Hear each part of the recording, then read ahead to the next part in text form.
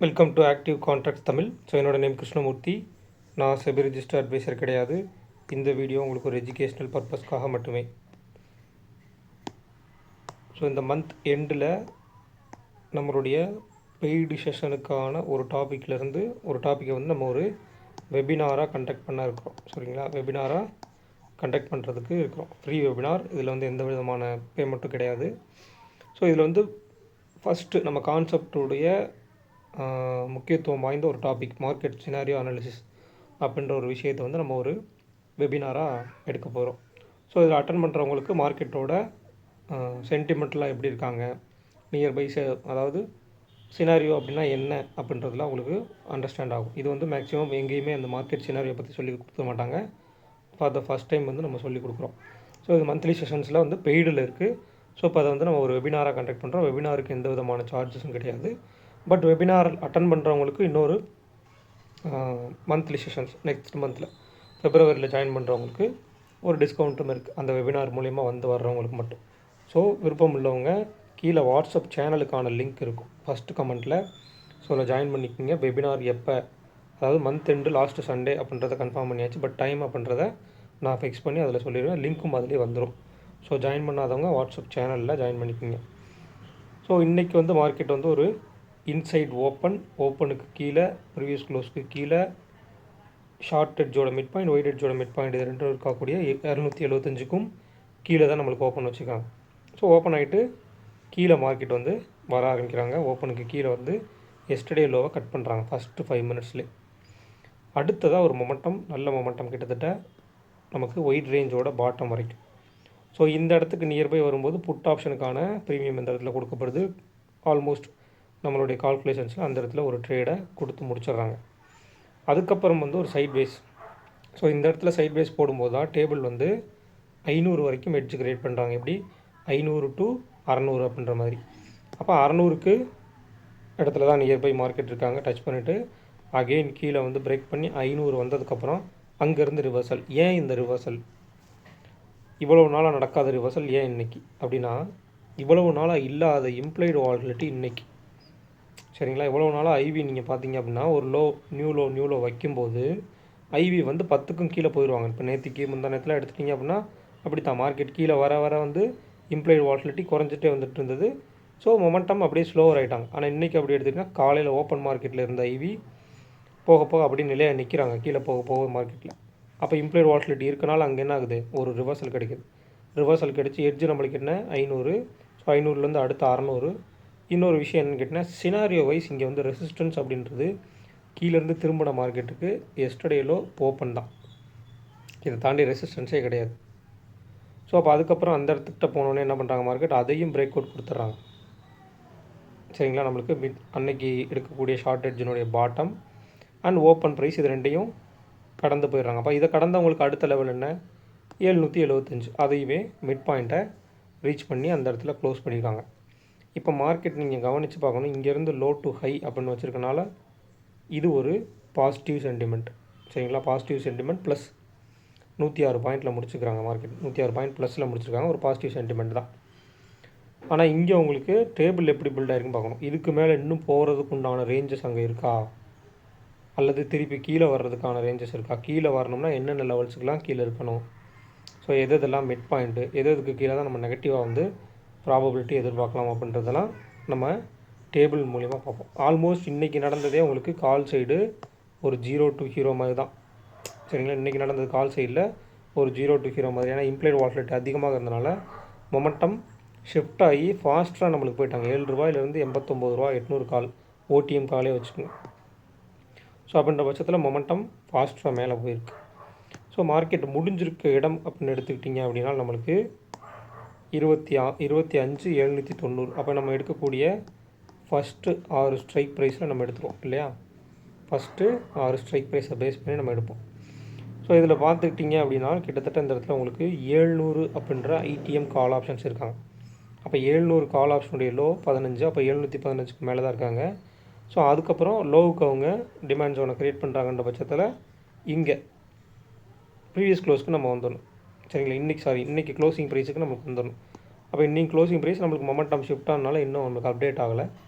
So so அப்போ அதை எடுத்துட்டிங்க அப்படின்னா கிட்டத்தட்ட 133. அப்போ 25,700 + 133 25,833ன்ற ஒரு IDM based previous close level. ஏன்னா லோவுக்கு அவங்க வந்து தாண்டி நிற்கிறனால நம்ம ப்ரீவியஸ் க்ளோஸ் எடுத்துக்கலாம். ஒரு விஷயம், ஃபஸ்ட்டு விஷயம். அடுத்ததாக நம்மளுக்கு இந்த இடத்துல வந்து ஓடிஎம்மில் 600 புட் ஆப்ஷன் 500 கால் ஆப்ஷன் இருக்காங்க. அதனால் மார்க்கெட் வந்து கீழே வருமா இல்லை மேலே போகுமா, இந்த நெக்ஸ்ட் டேக்கான ப்ராபபிலிட்டி தான் எடுத்து வைக்கணும். கீழே போகலாம், மேலேயும் போகலாம், கீழே போனால் இந்தந்த லெவல்ஸு, மேலே போனால் இந்தந்த லெவல்ஸுன்னு ப்ராபபிலிட்டி தான் எடுத்து வைக்கணுமே தவிர அதை டிசைட் பண்ணக்கூடாது. சரிங்களா? ப்ராபபிலிட்டி மோஸ்ட்லி இந்த சைடில் அதுக்கு ஒரு பர்சன்டேஜ் வேணால் நீங்கள் டிசைன் பண்ணலாம். உதாரணத்துக்கு இப்போ நான் நல்ல பாசிட்டிவில் முடிஞ்சிருக்கனால ஒன்று பாசிட்டிவாகவோ இல்லை சைட்வேஸாகவோ போகிறதுக்கு ப்ராபபிலிட்டி அப்படின்றது ஒரு 60% அப்படின்ற மாதிரி. மீதி 40% வந்து கீழே டவுன் சைடாகவோ இல்லை டவுன் சைடு ஒரு எஸ்டர்டே ஹை அண்ட் லோவுக்கு உள்ளே வந்து ஒரு நெகட்டிவ் சென்டிமெண்ட்டில் சைட்வேஸில் போகிறதுக்கோ சான்சஸ் இருக்குது அப்படின்னு சொல்லி அந்த மாதிரி இருக்கலாம். அப்போ அதில் கீழே வரணும்னா, இன்னும் ஃபுல்லராக கீழே வரணும்னா எந்தெந்த லெவல்ஸ் வரணும் அப்படின்றத பார்க்கணும். ஸோ அதுதான் இந்த இடத்துல ரொம்ப ரொம்ப முக்கியம்.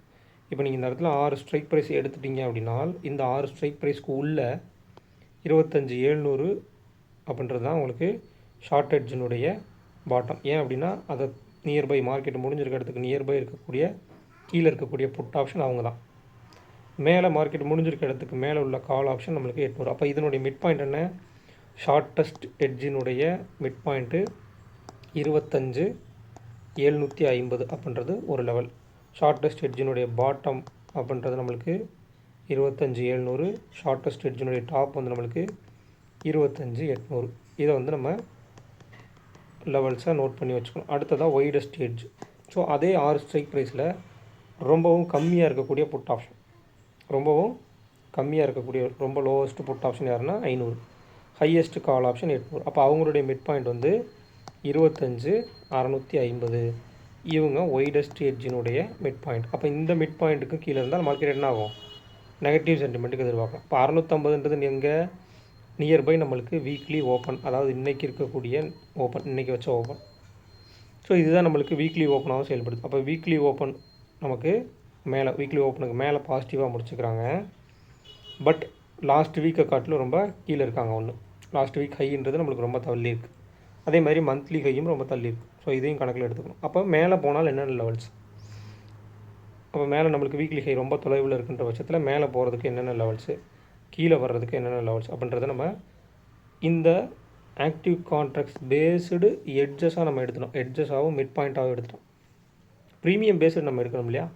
அப்போ ப்ரீமியம் பேஸ்டுக்கு நம்மளுக்கு 25,700 புட் ஆப்ஷனுடைய எல்டிபி, 800 கால் ஆப்ஷனுடைய எல்டிபி நம்மளுக்கு 68.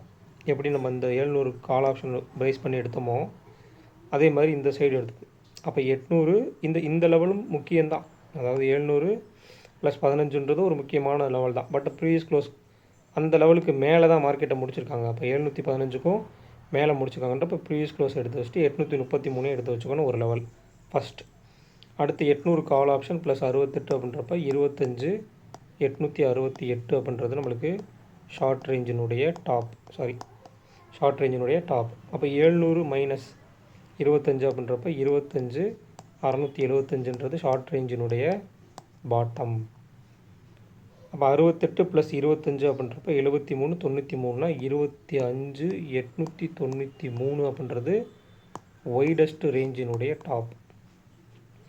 700லேருந்து 93 மைனஸ் பண்ணிங்க அப்படின்னா 25,607 அப்படின்றது ஒய்டஸ்ட் ரேஞ்சினுடைய பாட்டம். இப்போ 600 to 900, 607 to 893 அப்படின்றது லெவல்.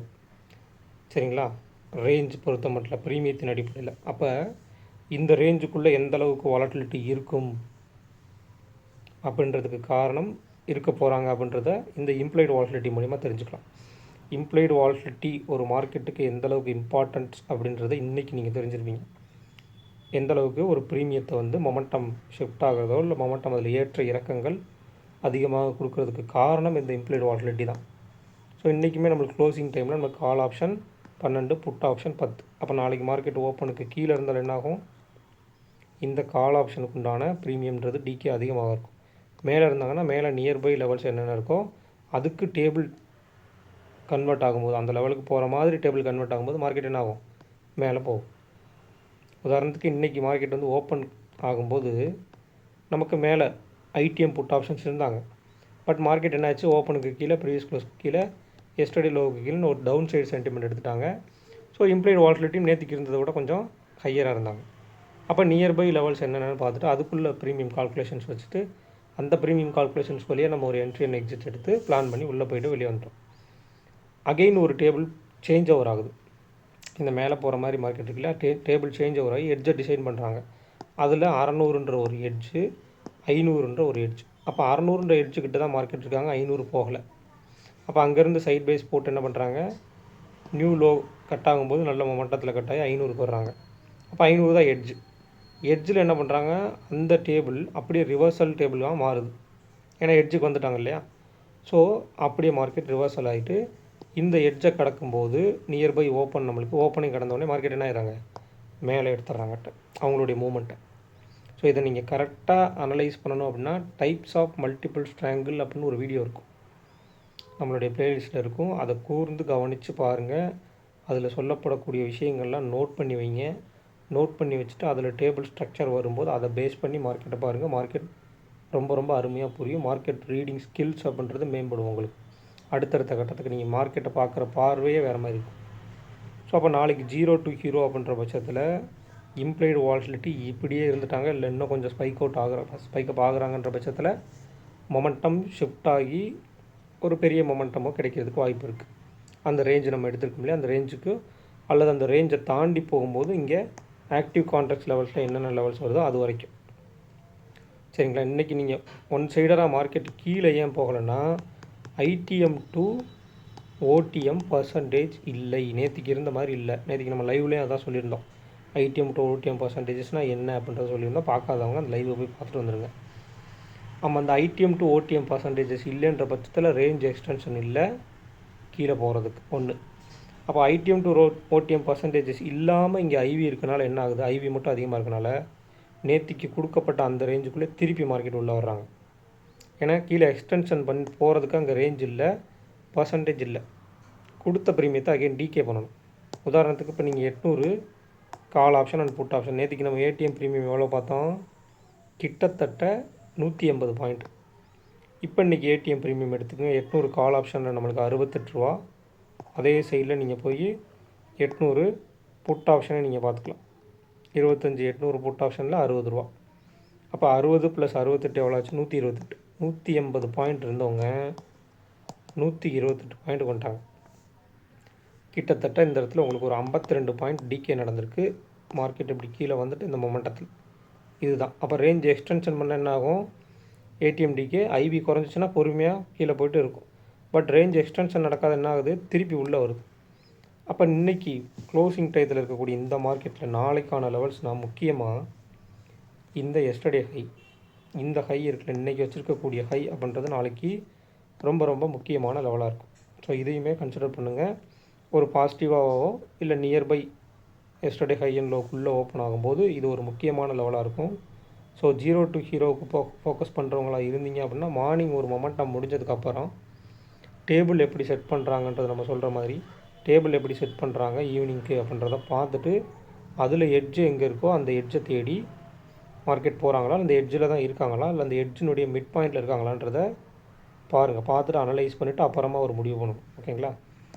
ஸோ இங்கே பேங்க் நிஃப்டியை பொறுத்த மட்டும் 59500 59450 இருக்காங்க. இங்கே 59500 ஸ்டேர்டெல்லாம் கன்வெர்ட் பண்ணுறதுக்காக வச்சுருக்காங்க. அதாவது உதாரணத்துக்கு 59000 புட் ஆப்ஷன், 59500 60,000 கால் ஆப்ஷன், நடுவில் உள்ள ஒரு call option and put option ரெண்டுத்தையுமே ஸ்டேர்டல் போடுறதுக்கு ட்ரை பண்ணுறாங்க. அப்போ நாளைக்கு மார்க்கெட் இதே நியர்பை இடத்துல ஓப்பன் ஆகிட்டு 59500 ஸ்டேர்டல் பேங்க் நிஃப்டியில் விழுந்துட்டாங்க அப்படின்னா, நிஃப்டிலேயும் ஏதோ லெவல்ஸில் ஸ்டேர்டல் விழுகுது அப்படின்னா மார்க்கெட்டு சைட் வேஸில் போயிடும். இன்னொரு முக்கியமான விஷயம், இந்த ஸ்பாட் அதாவது நிஃப்டி ஸ்பாட்டு, அதே மாதிரி Nifty future, bank Nifty spot, bank Nifty future, இதில் யாராவது ஒருத்தர் மட்டும் ஆப்போசிட் டைரெக்ஷனில், உதாரணத்துக்கு மற்ற எல்லோரும் ஓப்பனுக்கு மேலே இருந்து ஒரு ஸ்கிரிப்ட் மட்டும் ஓப்பனுக்கு கீழே இருந்துட்டாங்கன்னா மார்க்கெட் வந்து சைட் வேஸில் போகிறதுக்கான வாய்ப்பாக வரும். அது எப்படி அமையும் அப்படின்றத தெரிஞ்சுக்கணுன்னா நாளைக்கு மார்க்கெட்டில் அமைஞ்சால் அதை அவங்களுக்கு வந்து என்ன சொல்கிறது, அதை வந்து நான் ஸ்க்ரீன்ஷாட் எடுத்து நான் சேனலில் வந்து அப்டேட் பண்ணுறேன்.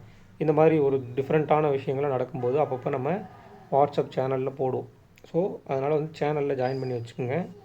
அது உங்களுக்கு அப்பப்போ சின்ன சின்ன ஹிண்ட்ஸ் இதெல்லாம் தெரிஞ்சுக்கலாம். நாட் ஈவன் கால்ஸோ இல்லை சஜஷன்ஸோ நான் கொடுக்க மாட்டேன். பட் மார்க்கெட்டை பற்றி அனலைஸ் பண்ணிக்கிற உங்களோட ஸ்கில்லை வந்து இம்ப்ரூவ் பண்ணிக்கலாம் ஒரு சில விஷயங்கள் நம்ம போடும்போது.